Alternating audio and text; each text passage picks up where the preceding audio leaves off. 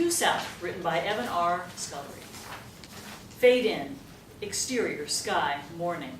Title card, Ottawa, Canada, late fall. A snowflake gently descends, revealing a small farm on a desolate pasture surrounded by woods.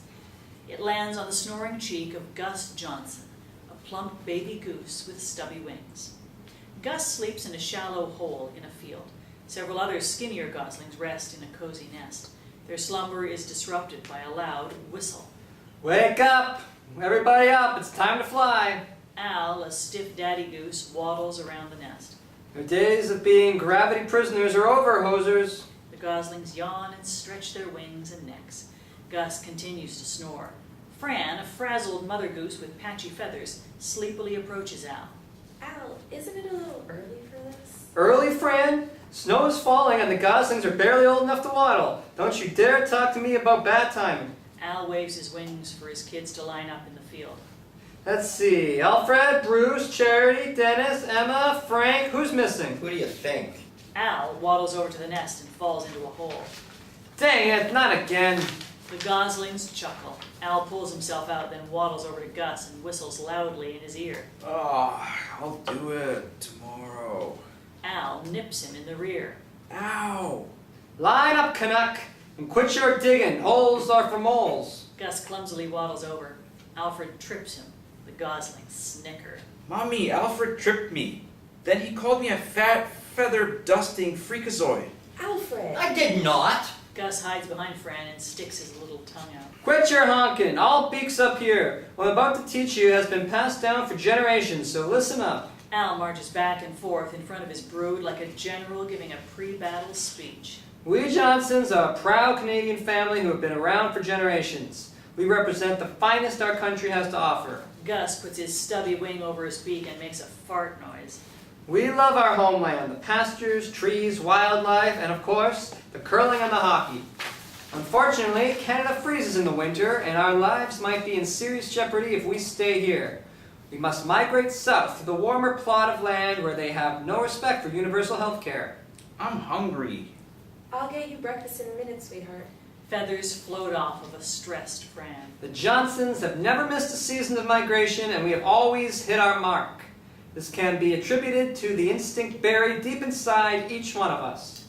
What about those of us who haven't gotten their instinct yet, Dad? I have my instinct. The goslings snicker. All right, that's enough. There's no such thing as a goose with no instinct. Gus smiles. Exterior, stream, day. A stream cuts through the woods. A husky beaver with bags under sharp eyes pops his curious head out of the water and surveys the water. Caught between two protruding rocks, he finds a small piece of wood. He sniffs it deeply and his eyes widen. He then tucks it into his fur and ties a knot to keep it in place.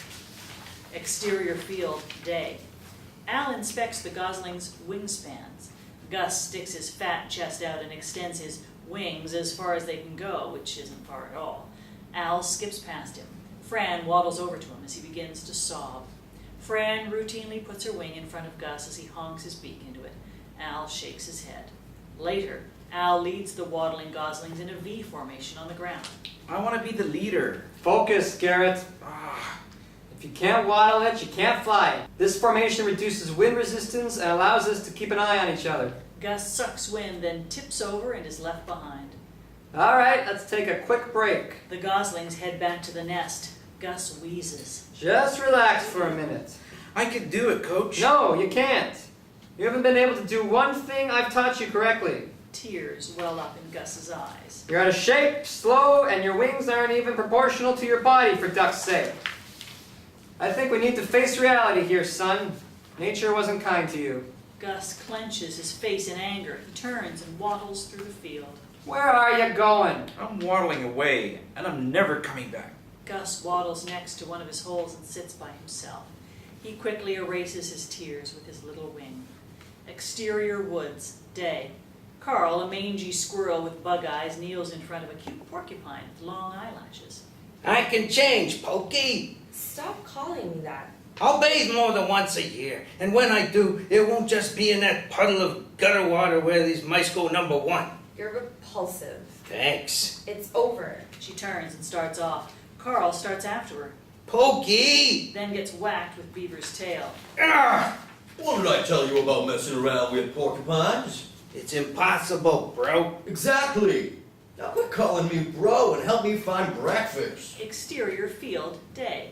Fran wipes Gus's butt with a leaf in her beak. Get it clean. Stop squirming. She finishes and wipes her brow. Gus waddles off. Al waves Fran over with his wing. You need to talk about the little guy. His name's Gus, Al. Yeah, I know that. I think you've been, well, babying him a little too much. He needs extra help, Al. It's gonna hurt his chances. He won't survive out there. I mean, here. He's different from the rest. I worry about him a lot. Yeah, me too. But you're not teaching him personal responsibility by doing everything for him. I don't do everything for him, do I? The other day, I saw you nibble the crust off that bread we found. So? So, he told you to sit on it for an hour to warm it up, chew it, and then spit it into his mouth in 5-second intervals. And? Then he said he wasn't even hungry. Huh? I guess I just feel sorry for him. He doesn't respect you, Fran. And we have 6 other kids we need to worry about. Taking care of Gus is a full-time job, but he respects me. Al turns his beak toward the dark, churning clouds. We'll have to make a decision soon.